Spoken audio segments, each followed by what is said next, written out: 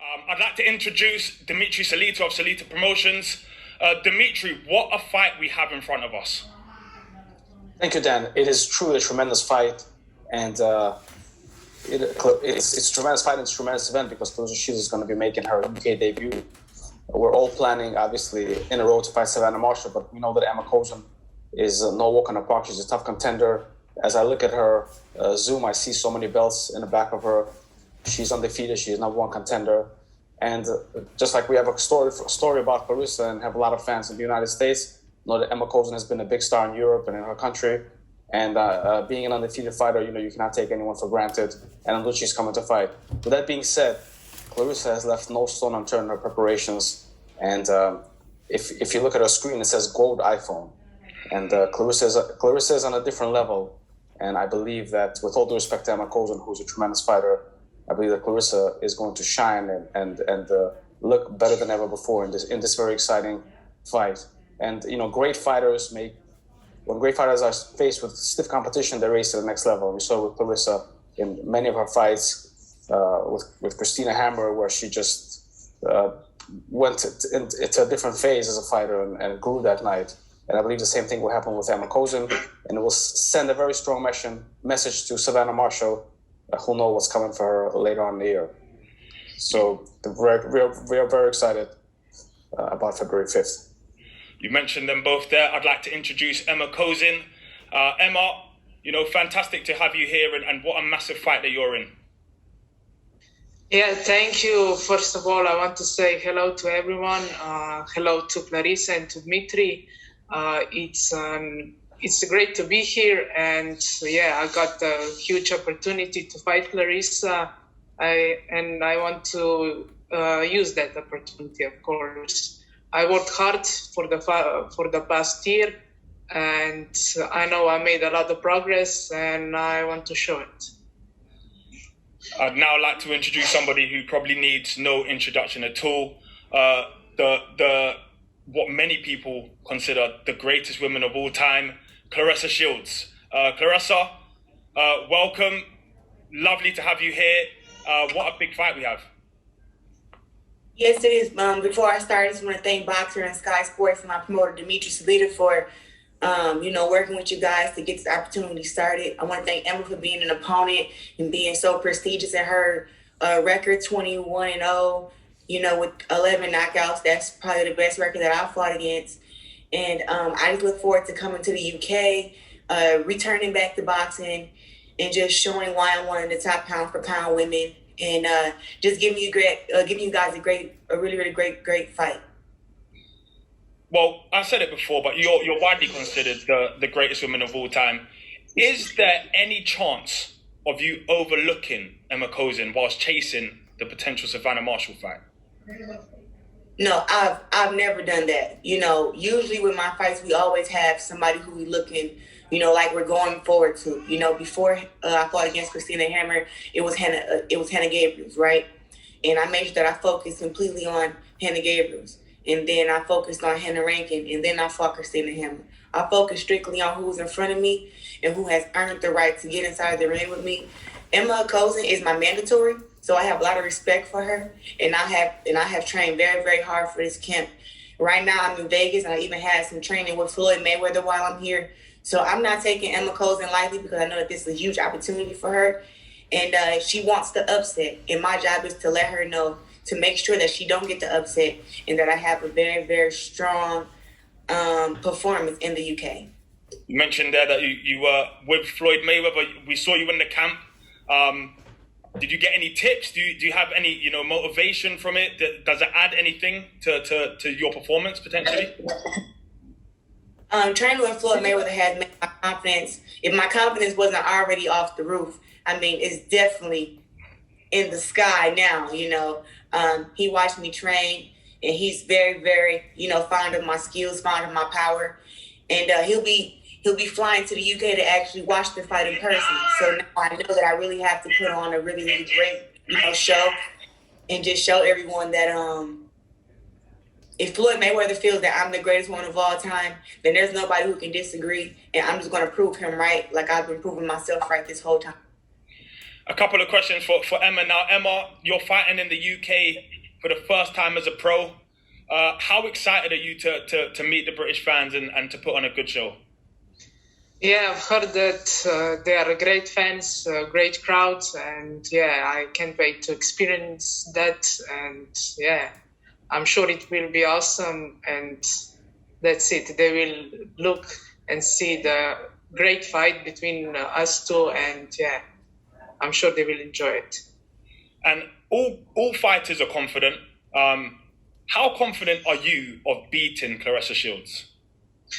Yeah, well, I've never been prepared as I am right now, and I wouldn't be stepping in the ring with her if I didn't think that I'm capable of beating her. So yeah, I'm pretty confident as I should be. Right. At this point, I think it is a good time to open up for the media Q&A. So I will pass over to Andrew Roberts. And if you are in the waiting room, or if you're here, if you hit the raise your hand button, it will mean that Andrew will be able to see you and call you, and then you'll be able to give your question. So over to you, Andrew.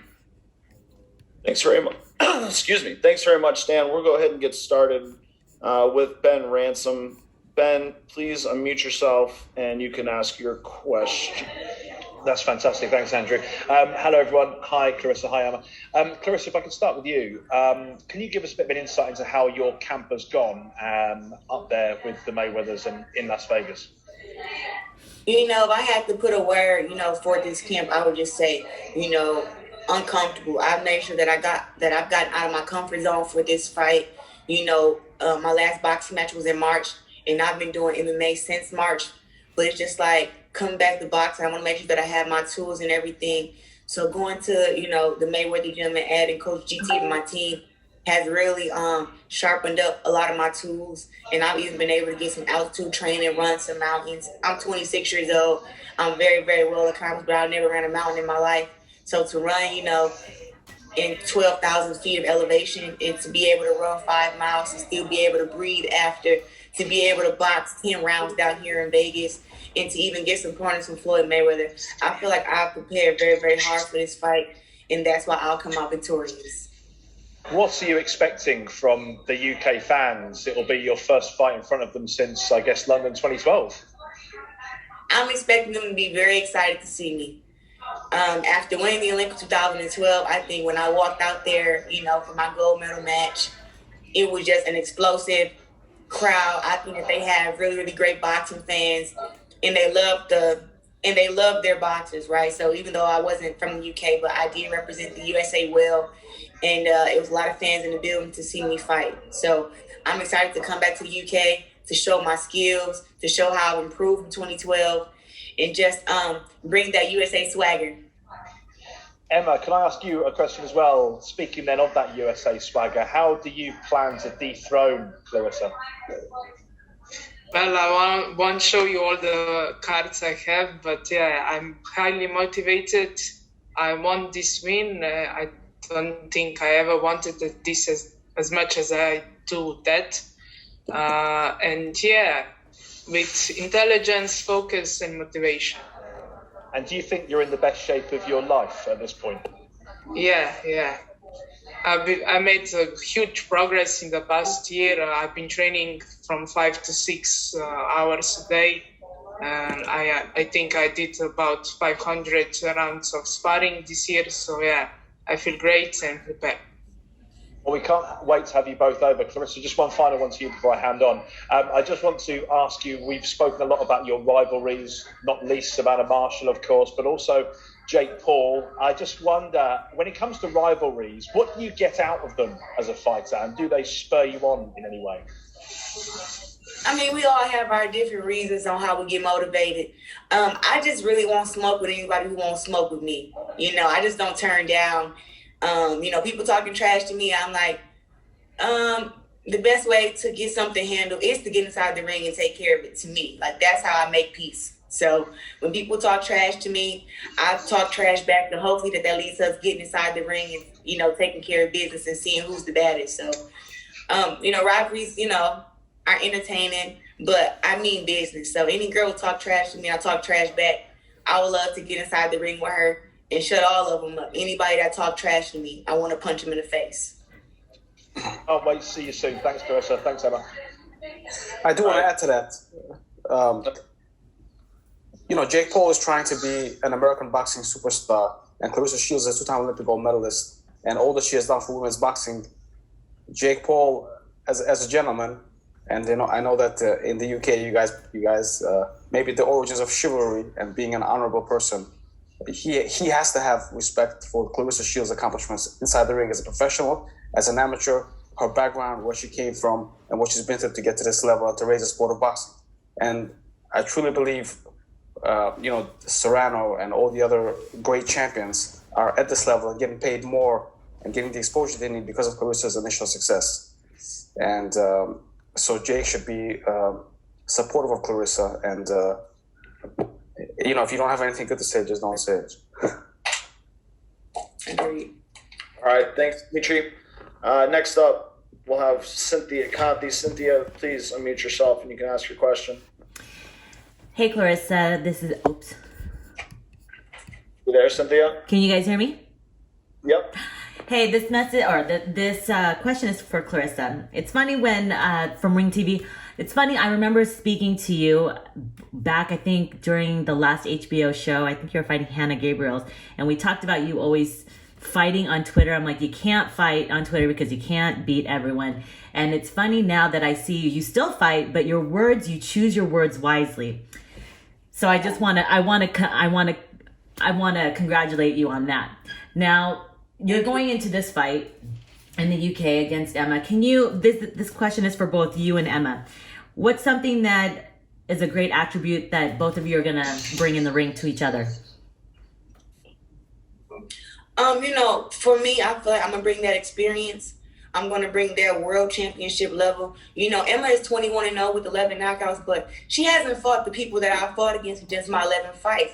She hasn't fought those top tier champions who are champions for 9+ years, who have great records, who, have been champions in multiple weight classes. She hasn't done that. So I think that that's going to be a bad part. Well, that's going to play bad up in her part. But I've taken on the biggest challenges earlier in my career because I had the skills and the power to do so. I think that when she gets in there with me, she's going to see that experience. She's going to see that, that I've been in here with the top, and that it's just different. When you watch film, you feel a certain way and you feel, oh, you can do this and you can do that. But every time I fought, I brought a different fighter to the ring. I'm not the same fighter who I was when I fought against Hannah Gabriels, Christina Hammer, Marie-Eve Decaire. I always make sure that I improve my performances and perform the way that I want to. So I think that she's going to have to, deal with a lot of different styles from me, and also deal with the new power and the new speed that I have. And she's going to see why I'm the greatest woman of all time. And Emma, what do you think when you step in the ring with Clarissa? What do you think she's going to bring?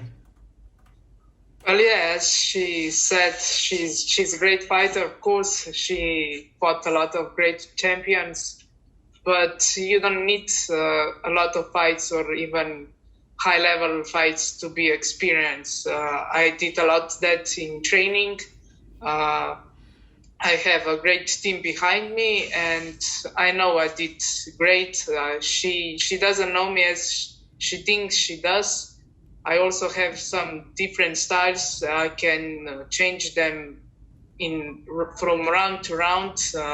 Doesn't matter to me, and I know if I have that focus, which I have like for the past year, that I can beat anyone even harder. Okay. And Clarissa, we all know... hello. Clarissa, we all know that you have made the move into MMA. Coming back into boxing after your first professional MMA loss, what newfound love have you found for boxing when you came back? Did you see it a little bit differently? No, MMA, I did that for myself. I did that because the women in boxing can't challenge me. I wanted to challenge myself, so I went to MMA. I'm not going to say, the split decision loss to MMA made me come back to boxing. I've been doing both at the same time. I fought boxing in March. I had 2 MMA fights, and now I'm fighting again, up in January. February. It's been postponed so dang much. But it's like, that's the plan, to continue to do MMA, continue to do boxing. And I've never lost my love for boxing. Boxing is my first love, and that's why I'm the greatest at it. I think MMA was something that I had to do for myself. It really wasn't for anybody else, because my promoter didn't want me to do it. My family didn't want me to do it. It was all me. And I think that even my last fight, to not have any amateur experience in MMA, just to turn pro and to be fighting on a large platform as ESPN and being the main event, that it just shows that I'm a different kind of athlete, and that when you're a different kind of athlete, you can do different kind of things. So MMA isn't over, and I'm going to continue in MMA. Hey there. My first question is for Claressa. Of course, there was a big story a couple of weeks ago. I guess Dimitri could answer this too, I suppose, about these emails that were leaked with regards to Jake Paul. How much did you know about that before the story broke? Listen, this, hold on, Dimitri, before you start. This ain't about Jake Paul. This is about Clarissa Shields and Emma Kozin. So, as it was said, I don't email about this stuff. I have a manager, I have a promoter. Their job is to make opportunities for me. What you need to know is, I was supposed to be on a Mike Tyson and Roy Jones undercard, not ever under what the fuck? Who called me? Oh, sorry. Not ever under Jake Paul. So let's get that cleared. I don't know what the email said, and I really don't care. But we're not going to talk about that and give him the shine of this press conference. This is about me. This is about Emma. This is about world title. This is about elite boxers. So I'm just going to leave that there. And Dimitri, you don't even have to speak on it. Managers do their job. Promoters do their job. Fighters train and get ready for fights. That's what we do. Can I ask you about elite boxers then, and 2 others in the division, or in not in your division, but a few weight classes below? Who do you believe will win in this Amanda Serrano and Katie Taylor fight? Oh man, it's such a great fight. You have a 7-time division world champion, Amanda Serrano, versus 2-time division world champion, undisputed Katie Taylor, and Olympic gold medalist, right? I think it's one of the biggest women's boxing matches because of their accomplishments. People ask me, is me and Savannah Marshall fight, bigger than Katie Taylor versus Amanda Serrano? And I just don't think it is. People can disagree, but I feel like all their accomplishments meshed together. It'd be a great fight. And I think Amanda Serrano will win the fight by a split decision. Thank you very much for your time. Yep. All right, thanks, Donna. Next up, we'll have questions from Jim Conlon. Jim, please unmute yourself and you can ask your question. Hi, Clarissa. Great speaking to you again there in terms of your upcoming career. Clarissa, in terms of the upcoming challenges now, coming back to boxing again, what are the main accomplishments that you want to sort of achieve now in the next year or so? Because you mentioned you want to move away for MMA to prove yourself. Coming back to boxing, what's the next step for Clarissa Shields? Well, first step is February 5th, Emma Kozin. After that, hoping to get inside the ring with Savannah Marshall next. I fight February 5th. She fights sometime after that. I win, she win, we fight, right? So that's the plan right now. And then after that, I do have some business to handle in MMA. So I'm going to get back to MMA training and just keep improving there. In 2023, boxing may not see me in 2023 because I'm going to be spending time getting ready for the PFL league, where I'll be able to compete for $1 million. And just Clarissa, just back on the possibility of you fighting Savannah Mitchell, and obviously Katie Taylor versus Amanda Serrano. Do you think maybe boxing in this current era, in this current decade now, is really at the prominence of female boxing, that it can equal sort of the male equivalents of your Tyson Fury, your Anthony Joshua's, your Deontay Wilders, that these are the big fights that everyone wants to see, and the top women are now getting it on with each other? You know, I just think all the networks that's putting on women's boxing now, I think that the right fights are being made. You know, Layla Ali and Ann Wolf never fought each other, but I think up in this era, you're going to get the fight that you want to see. You're going to get the Amanda Serrano versus Katie Taylor. You're going to get the Clarissa Shields versus Savannah Marshall. You know, you're going to get,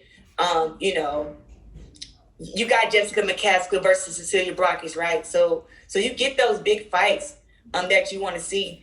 And I'm just happy that they got girls that's coming up, because you only know maybe the top 10 of us now, but there are girls that's coming up who are great too. And they're going to make a lot of noise, and it's going to be, younger fighters coming up who are going to challenge the older fighters, and I'm becoming an older fighter now, as I'm 26 and I'll be 27 next month. And it's going to be some girls who are 22 and 21 coming off the Olympics who are going to want to challenge me. So it's a lot of, women who are ready to fight. Yeah, women's boxing is on fire right now. You're getting the fights you want. All right. Thanks, Jim. Next up, we'll take questions from October Red. October, please unmute yourself and you can ask your question. Hi there, good afternoon. Good evening, Clarissa. 2 times Olympic gold medalist, 12 times world champion, 3-weight division champion. What an honor it is to speak to you. Clarissa, I want to touch on something that you mentioned in one of your earlier interviews, and it's about your MMA loss and how you dealt with that. It's kind of similar to what AJ said about his loss to Usyk. He said he could only watch it to round 4. And I remember you saying that you didn't want to watch it. As a champion, someone that holds all of those belts, how do you then begin to process a loss and think about coming back, having that champion mindset to still push forward? Well, with the fight being so close, that was the disappointment. It wasn't really the loss, right? I didn't get knocked down. I didn't get submitted, I just went in there and lost a very, very close fight that a lot of people felt like should have went my way, that I should have got the decision. But, at the end of the day, it's still a loss on the MMA record. And, when I watched the fight, only thing I can say is that I was happy to see my improvements, right? From the first fight to my second MMA fight, so many improvements. And that's how I was able to just kind of take it I lost a very, very close fight, but I still have something to build off of. It wasn't a terrible performance. And me and my team can build, we can build off of that. And we know what the weaknesses are. We know what my strong points are. We know what we need to work on. And just a little bit more on my part, maybe with the wrestling or with, something would have got me the decision. But I felt like I won the first 2 rounds and Abigail won the last round. So I thought that I won the fight, but just watching it, I'm always telling myself I should have done this. I should have done that. But, you kind of just got to leave in the past, focus on what's in front of you and just continue to, chase greatness. And that's what I'm doing right now. All right. Thank you very much for that question. Our next question will come from Suzanne with All-Star Boxing, Women in Boxing. Sorry, Andrew, I want to add to that answer that Clarissa just gave. Sure. So it's a bit of a different comparison with Anthony Joshua losing to Usyk and Clarissa fighting in MMA, because the MMA is a completely different sport. A better comparison would be Michael Jordan after he won the NBA championships, that he went to play baseball. And he had challenges playing baseball because it's a new sport and it's a new game. So the fact that Clarissa lost in MMA has absolutely no impact on her record or her skills as a boxer. She's the best boxer in the world. I feel deserves to be in the men's pound-for-pound list. And whatever Clarissa will learn on a personal way is great, but it's a different sport. So as it relates to boxing, Clarissa is undefeated, unbeatable, and the accomplished fighter that she is, regardless of what happened in the MMA cage. Agreed. To follow on from that then quickly, Dimitri, it just in relation to the mindset of dealing with a loss and moving forward with regards to, it doesn't matter what sport it is, it's having the mindset to still push forward and come back and win.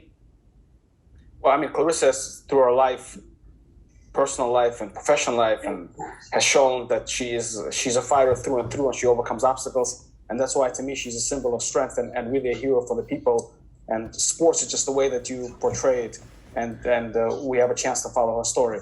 You know, when you're at your home, when you play pool and you lose to your friend, you also feel a little bit upset that you lose. But it's not your profession. It's not what you do. So like Michael Jordan was the greatest of all time playing basketball. Then he went to play baseball and he had his challenges because it's a different sport. It's a team sport. There's a ball. You still have to get it in, but it's a different goal. It's a different sport. So while MMA is a combat sport, but you know, can Clarissa go and compete in a judo tournament or in a jiu-jitsu tournament? So it's very similar. It's a different sport, even though there's some similarities because it's one-on-one, but it's a completely different sport. And whatever skills she's shown has absolutely no impact on her boxing career. If anything, it should show the writers and the media and the fans what kind of athlete and what kind of person Clarissa is, that she's pushing herself. And really, through taking this risk, is raising women's sports and women's boxing to the next level, as she has done throughout her career. All right. Thank you for that, Dimitri and October Red. We'll get back to Suzanne. Suzanne, please unmute yourself and you can ask your question. No problem. Thank you both. I'm delighted to speak to you. Something that you've touched on previously is that women are underrepresented, especially in boxing in the media. So I just wanted to know how you think we can, as everyone on this court, improve that for UK and European, US fighters coming through, especially in women. The other thing is around equality in the sport. Do you really think we're there yet? And if not, again, how do we improve it? That could go to Emma or you, Clarissa, either. I'm sorry, you got to repeat that whole question. I thought you were talking to Dimitri. Oh, no problem at all, Clarissa. So it was just around women in media, how we kind of promote it better as UK companies and UK promoters. At the moment, you're quite obviously controversial, you're outspoken, you're confident, you're dominant. Do you think UK boxers are too humble, especially the women in sport? Are we too nice? Is that why the women aren't getting the coverage that they need? How do we do it better in the UK and in Europe? You know, I can't say that it matters if you're, humble or if you're, cocky and if that's why you get, more viewers or get more fans. I'll just say that the women at the top are sometimes, I feel like they're scared to speak up about things, that's going on in the sport because of the backlash we may get from, the people in charge, right? And I think that the more that you let the fans, get to know you and get to see you and, get to hear from you and hear your point of view, that's like the fans find that relatable. Like, honestly, Katie is, to me, I think Katie is super, super humble, very, very sweet person. She goes in there and she handles business, but it's like nobody really knows anything about her personally. And I think that that's something that could build women's boxing, just to hear her point of view, hear her thoughts, about the 3-minute rounds, or if we should go 12 rounds, 2 minutes, or 12 rounds, 3 minutes, or 3 minutes for 10 rounds, stuff of that nature. But I don't think that all the women in the UK are, soft-spoken. I mean, we see Savannah Marshall speaking out more. Emma Kozin speaks out. Myself, Amanda Serrano has always speak about the inequalities of, women's boxing. Myself, just even though I was getting paid the most at one point, I was still, trying to make sure that I brought other women to the top with me to where they can get a payday and where they can be known. But, I think that us is, when we have to know that we just got to be voices in every room and we got to support each other. A lot of women are, hating on the other, even if they're not in their same weight class.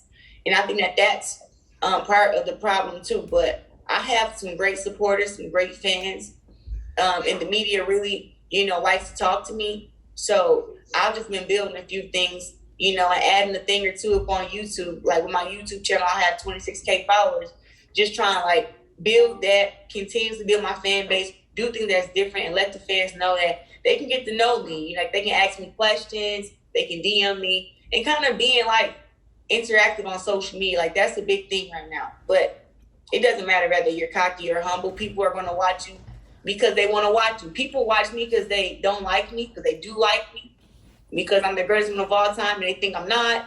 Like, people are going to watch if you have great skills. So I think the right fights are being made, and that women's boxing is definitely growing right now. All right. Thank you, Suzanne. Our next question comes from Kat Lucas. We have time for just a couple more here, Kat. So one question, please. Hi, Clarissa. Hi, Emma. Hope you're both well. Just following on from what Suzanne said there, Clarissa, you've been speaking about what an exciting time it is for women's boxing in particular. And you've spoken a lot in the past about equal pay as well. I don't know what you can say about this fight in particular, but do you hope that fighting on a card of this magnitude in the UK will help with that cause? I think fighting on the card of this magnitude will help women's boxing. I mean, Leon Williams and Chris Eubank, they aren't world champions, but they're known worldwide, right? Because of their fights and who they've been inside the ring with. And when you put the women on there, on the undercard, it just gives us, we're going to get some of their fans. And their fans are going to become our fans. And I think that every boxing card should have women on the co-main or like the TV opener, to where they'll be anticipating like the lead up to the big fight. So everybody wants to see the grudge match with Leon Williams and Chris Eubank, including me. So after our fight, me and Emma, I'll be running back to the dressing room, put my clothes on, because I want to see the grudge match between those two guys, because the beef is real. So this is great. And I think that, just one step at a time. And I think that all the women in boxing, Katie, Amanda Serrano, myself, all the girls, who are at the top, Chantel Cameroon, I think that we are all, playing our part in taking the big fights, and even though it's not equal pay yet, we're still making the best fights. And we're going to build our viewership up, and people are still going to want to watch us fight and just, support us. So I think that women's boxing, like I said, is going in the right direction, and definitely fighting on big cards, is a huge thing for women's boxing. Just like the UFC and even the PFL, there's always a woman fighting on the card. Boxing needs to get with the program, and every boxing card needs to have a woman on there. All right. Thank you very much, Kat.